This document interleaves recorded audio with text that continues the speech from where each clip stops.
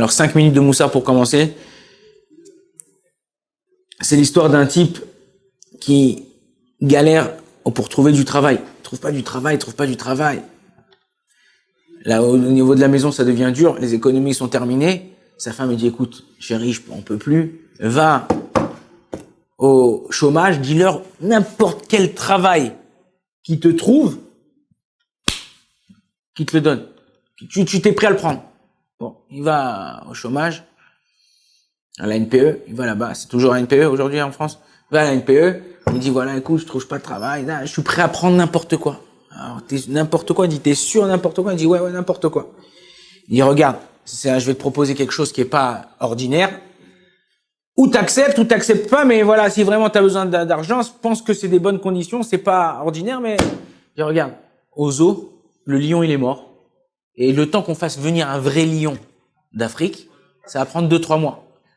Si t'es prêt, on te donne un déguisement de lion, tu te mets dans la cage, tu rugis, tu machin et tout, tu fais comme si t'étais un lion, tu travailles 6 heures par jour, ouais, t'es bien payé, une bonne paye, et voilà. Il dit, la vérité, d'accord, ça me chauffe. Il va, il commence, il apprenne comment faire, comment rugir, comment bouger. Il commence premier jour, il est dans la cage comme ça, il rugit là, et trucs et tout. Les gens, ils sont comme des fous et tout, ils ont jamais vu un lion. Le lion, il dort dans la cage. Là, lui, il est comme ça et tout. Tout d'un coup, au bout d'une certaine heure, dans la première journée, ils ouvrent la cage, ils font rentrer qui? La lionne. La lionne, c'est la patronne. Et non, lui, il dit, attends, elle va s'avancer, elle va s'approcher de moi, elle va me sentir, elle va voir que je suis pas un vrai lion, elle va me dévorer. Il commence à avoir peur, il commence à trembler, tac. Il se recule. La lionne, elle se rapproche de lui, tout ça, lui dit, fais-moi Israël, doucement comme ça, fais-moi Israël, Hachem. Il dit, toi aussi, t'es de la NPE? En vérité, les deux, c'était des déguisements. Mais non, ça s'arrête pas là, l'histoire. Ils continuent à travailler, machin, tous les jours, ils viennent, tout ça. Les gens, quand il y a des gens, ils parlent pas entre eux.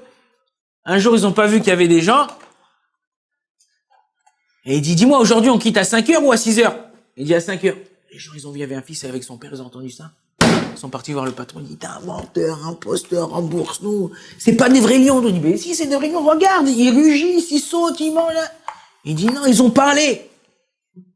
Il dit, alors, ils ont parlé combien de temps? Ça fait combien de temps que t'es là? Ça fait 1 heure? Ils ont parlé 1 seconde. Ouais, À partir du moment où tu parles, c'est que t'es pas un animal. Tu prends n'importe quel. Même un perroquet, il répète ce que tu dis. Il dira jamais quelque chose de lui-même.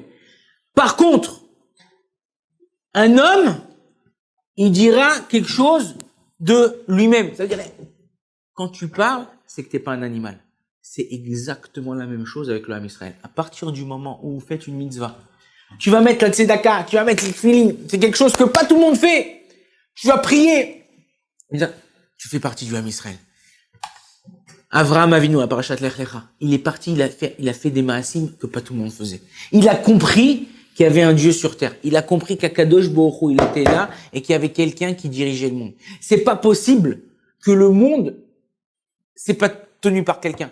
Nimrod, qu'il a voulu tuer, qu'il a jeté dans la fournaise. Ok? Il faut savoir que la fournaise qu'il a fait Nimrod, pendant 40 jours, ils ont ramassé du bois pour brûler à Avraham Avinu. Tellement que c'était chaud, les gens qui s'approchaient pour le jeter, ils brûlaient tellement par la chaleur. Qu'est-ce qu'ils faisaient? Ils ont pris une catapulte et ils ont jeté Avraham Avinu à l'intérieur. Avraham Avinu, il a dit, attends, si c'est toi, Nimrod, il se prenait pour le Dieu du monde. Il dit, si toi, le Dieu du monde. Aujourd'hui, le soleil, il se lève. À l'est, il se couche à l'ouest. Si toi, c'est le Dieu, fais le contraire. Fais le lever au nord et le coucher au sud. Ça l'a énervé. Ça l'a mis en colère. Il a dit, ok, je vais m'occuper de ton cas. Avraham Avinu, il a été prêt à être tout seul. Quand vous êtes une yeshiva, vous êtes là, il y a un mec qui vient vous dit, ouais, mais arrêtez, ce que vous faites, c'est de la rigolade, mais tous les jours, vous faites Teilim, vous mettez des coups de tête dans les murs et tout. Ouais, non. Vous êtes un groupe, vous arrivez à faire face à eux.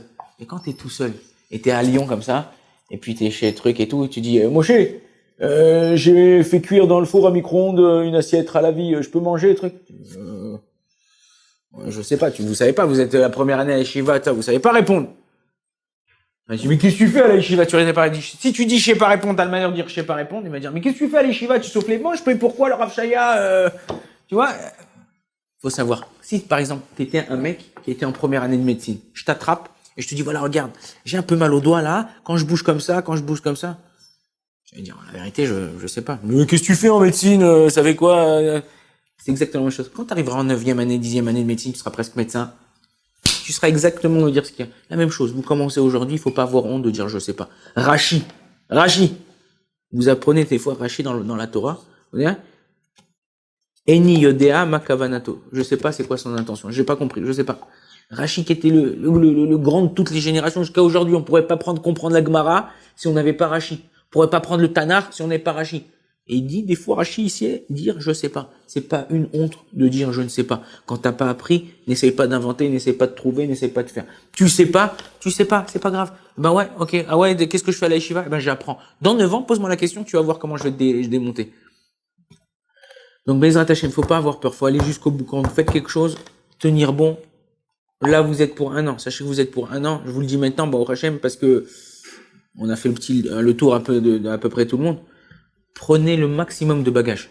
Même si vous dormez moins la nuit, vous investissez l'après-midi, truc ça, le maximum. Vous savez pas combien de temps ça se trouve dans 6 mois. Ton père va dire j'ai besoin de toi, je suis tout seul. Celui-là qui travaille avec moi, il est parti. J'ai besoin d'un mec. Tu vas être obligé de repartir. Tu es obligé des études, n'importe. On ne sait pas ce qui peut arriver dans la vie. Le maximum que vous pourrez prendre cette année, prenez-le. C'est un bagage pour la vie. C'est un bagage pour la vie. Après, on verra. Vous voulez kiffer, vous pouvez kiffer aussi. Il y a des tioulim de temps en temps ici avec la yeshiva. De temps en temps, le vendredi, ici, c'est comme le dimanche en France, vous pouvez un peu respirer. Donc, mettez le maximum cette année pour prendre le maximum de choses pour l'année. Baruch Adonai l'olam. Amen, amen.